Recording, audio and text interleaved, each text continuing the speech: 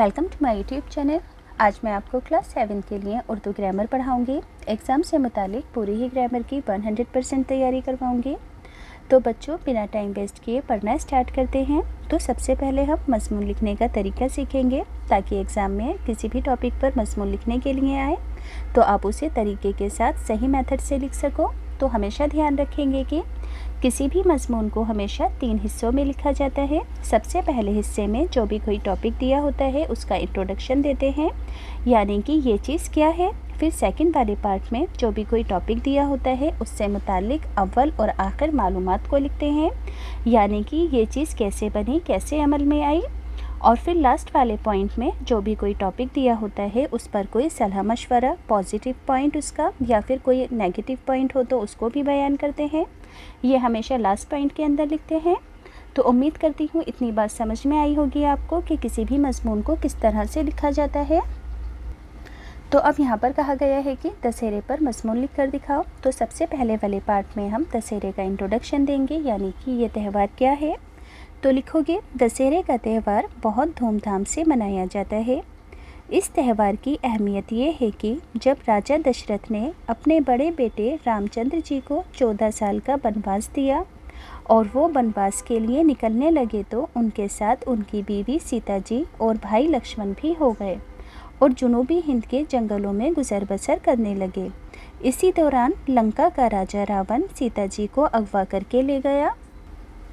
इस पर रामचंद्र जी ने बंदरों के राजा सुग्रीव की मदद से लंका के राजा रावण से जंग की और इस जंग में रावण मारा गया और रामचंद्र जी सीता को आज़ाद करा के अपने साथ वापस ले आए। तो पहला पैराग्राफ कंप्लीट हुआ। अब इसका सेकंड पैराग्राफ है, यानी कि टॉपिक से मुतालिक पूरी ही मालूमात देनी है कि ये त्यौहार कैसे कैसे मनाया जाता है, यानी कि कैसे वाले सवालों का जवाब।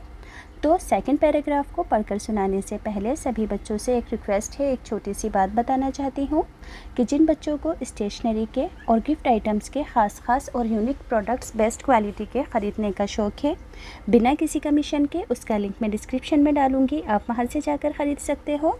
देखो बच्चों, ये जो चीज़ें हैं बहुत ज़्यादा बेस्ट क्वालिटी की हैं और बहुत ज़्यादा यूनिक हैं, जो कि आम दुकानों पर नहीं मिलती हैं।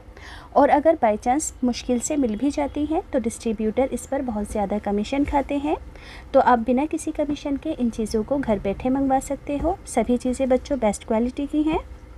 इसके अलावा दूसरी चीज़ छोटे बच्चों की सेफ्टी के लिए है। जैसे कि छोटे बच्चों को किसी भीड़ भाड़ वाले इलाके में लिया जाता है तो इस बेल्ट को उनके हाथ पर बांध दिया जाता है, ताकि वो भीड़ में आगे पीछे ना हो। मैं अपनी बेबी को भी हमेशा इसी बेल्ट से हाथ में बांधकर अपने साथ लेकर जाती हूँ। तो ये जो बेल्ट है आपको ऑफलाइन कहीं नहीं मिलेगी, सिर्फ ऑनलाइन अवेलेबल है। लिंक मैं डिस्क्रिप्शन में डालूँगी, आप वहाँ से जाकर ख़रीद सकते हो। तो अब हम सेकेंड पैराग्राफ को पढ़ना स्टार्ट करते हैं। इस वाक़ये की बिना पर दशहरे का त्यौहार मनाया जाता है, जो 10 दिन तक बड़े जोश व खरोश के साथ मनाया जाता है।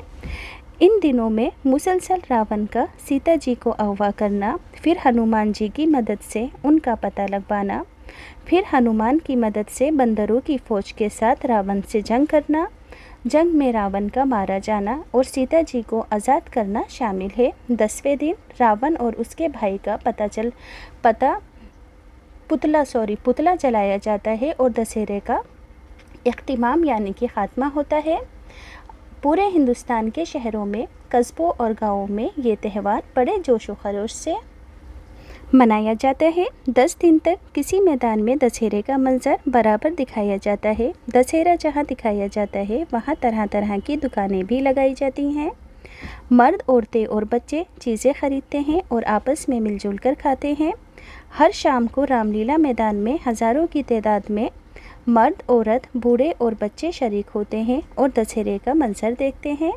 अब बच्चों, लास्ट पैराग्राफ के तौर पर लास्ट लाइन में क्या लिखोगे कि इस त्यौहार से अमली ज़िंदगी के कुछ उसूल भी मालूम होते हैं, मसलन वालिदैन का हुक्म मानना और सच पर अमल करना। गर्ज़ ये दशहरे का त्यौहार बड़ी अहमियत का त्यौहार है।